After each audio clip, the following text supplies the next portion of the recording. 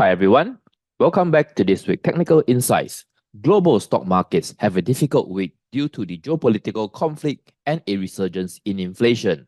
Last Wednesday, Jerome Powell told a forum in Washington that if inflation does persist, we can maintain the current level of restriction for as long as needed.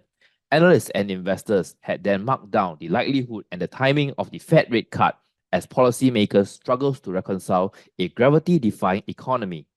According to Fed Fund futures pricing, we are now more likely to see 225 basis point cuts rather than the 3 that we were expecting at the beginning of the month. On Friday, we saw news that Israel launched a military strike on Iran, and this news comes days after Iran launched its first ever direct attack on Israel in the form of more than 300 drones and missiles, most of which were intercepted by Israeli air defenses and caused no death. Before we go further, let's do a quick recap of how the markets have ended last Friday. Our Singapore Straits Times Index closed lower on Friday, falling 11 points or 0.35%. In Asia, market largely ended in the red. Japan Nikkei 225 lost 1,011 points or 2.66% to post its worst trading day since September 2022.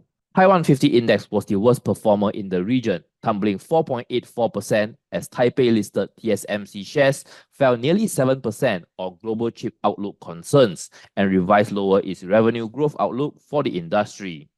Shanghai Composite Index slipped 0.29%, while Hong Kong Hang Seng Index dropped close to 1% on Friday. Both markets were pressured by the reports of the Israeli attack on Iran that sparked a flight to safety. In the US, the Dow Jones Index rose 211 points, or 0.56%. The 30 stock index was lifted by a rally of more than 6% in American Express following their earnings results. The S&P 500 pulled back 43 points or 0.88%. Nasdaq Composite Index fell 319 points or 2.05%, the worst performer among the 3 US indices last Friday.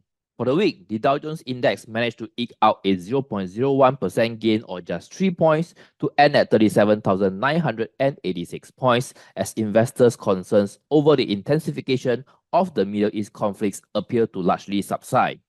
S&P 500, meanwhile, lost 156 points or 3.05% to finish at 4,967 points, losing the 5,000 handle as the broad index posted its worst weekly performance since the March of last year. Tech-heavy Nasdaq Composite Index fell 893 points or 5.52% to 15,282 points for the week, as it posted its 4th consecutive losing week, its longest losing streak since the December of 2022. Tech stocks were under increasing pressure as signs that investors were rotating heavily out of the sector. Nvidia slipped 10%, registering its worst day since March 2020, and super microcomputers plunged more than 23% on Friday.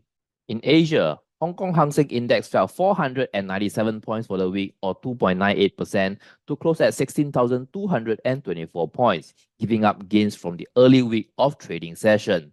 The Hang Seng Tech Index also fell 196 points or 5.65% to 3,278 points. One of the worst performers on the Hang Seng Tech Index was EV maker Li Auto, which lost 7% on Friday after it rolled out its new L6 SUV in 2 trim variants. By comparison, the prices of the 2 models were 5% lower than the rival Tesla best-selling Model Y. Week to date, our STI index tracked the decline in the US and the region, falling 1.26% to settle at 3,176 points for its 3rd consecutive losing week. Top performer on the SCI index we saw last Friday was Seatrium at 1.32% and CapitaLand Integrated Commercial Trust at 1.08%. So let's go to the charts and analyze if these stocks will continue the rebound and rise further in the next few weeks. First, let's take a look at Seatrium. Seatrium share price rose 0.1 cent or 1.32% last Friday, despite majority of the STI component stocks ending in the red. No doubt this bounce would be largely due to the spike in oil price due to the conflict between Israel and Iran and Seatrium exposure to the oil and gas sector. We covered Seatrium in the video on the 19th of February, so if you missed that, do click the link around this video or in the description box below. On the 19th of February video, we concluded that the then 20 days moving average, which is the white line that you see here between the Bollinger Band at 9.8 cents would be the first resistance level to watch for Seatrium shares should its long-term downtrend resume.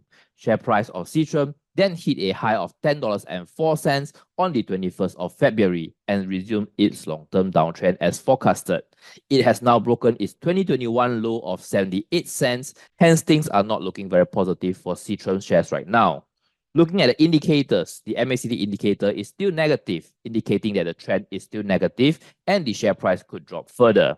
Looking at the RSI, the latest RSI reading last Friday was at 37, below the 50-point neutral mark, and its 14 days RSI reading of 43.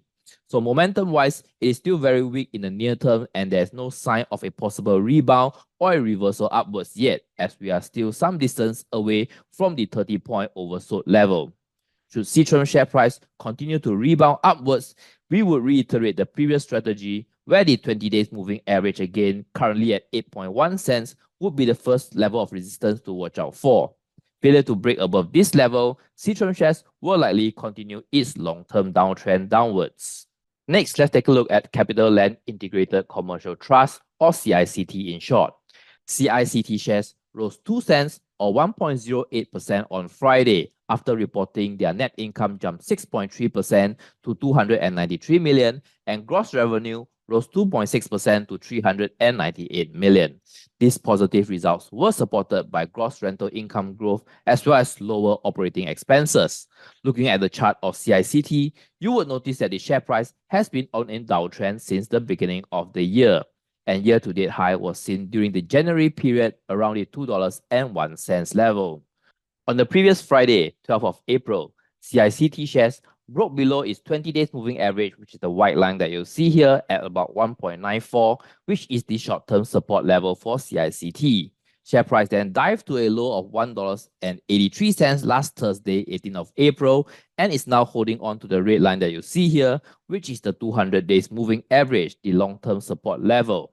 Looking at the indicators, MACD is still negative, although we do see some subsiding of the negative momentum on Friday after the earnings report. But one data point does not signify a trend, so the MACD is still giving us a negative signal. The latest RSI reading last Friday was at 38 points, rebounding from the low of 29 on Thursday, which triggered the oversold level of 30, so a rebound or a reversal is possible according to the RSI oversold level.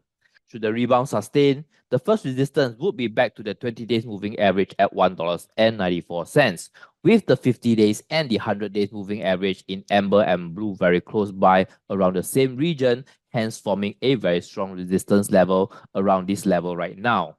With the interest rate cuts now uncertain, we may see CICT shares return to the low of October last year at $1.62. So that is one critical level to watch out for.